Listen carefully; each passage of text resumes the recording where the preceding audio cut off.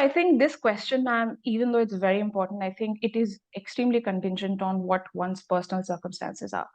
And if you are somebody who's very young, who's just starting out, and it's financially feasible for you to leave, like basically not work for some considerable amount of time, and you think that even if you do like your job, but you're not going to get the kind of environment where you can prepare for the sector, then sure, go ahead. You can leave your job. But having said that, I feel like leaving your job is neither a necessity nor is it sufficient.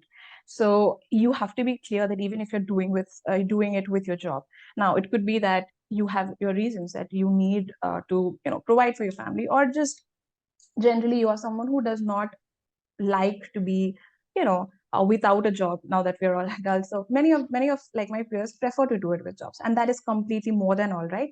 So I think if you're doing it with a job, the only thing that you need to keep in mind is you need to be much more consistent, because you won't have the time to like waste a day and then, okay, I'm just going to pick it up on the next day. You don't have that luxury, right? Because you have other commitments. And I would also like to mention that it's not just like a financial job that I'm talking about. Even if you are someone who looks after your domestic affairs, that's also equivalent to a full-time job. And if you're preparing alongside that, I would say what you need to keep in mind is you need to be much more consistent, and you maybe have to start a bit earlier than others so that you can cover the entire syllabus in a timely manner.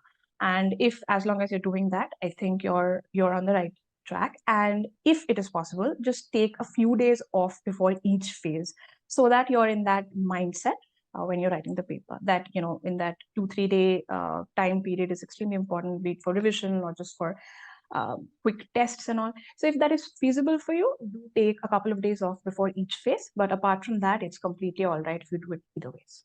So while they're preparing for this particular examination, what are the other points they need to keep in mind before, they go on, ki, okay, I'm going to read this and that. On a daily basis, some points they need to keep in mind and follow. Okay. So before I actually come to that, I think people who are preparing for it, they already know that there are some basic things that you need to do. For example, shortlist your sources,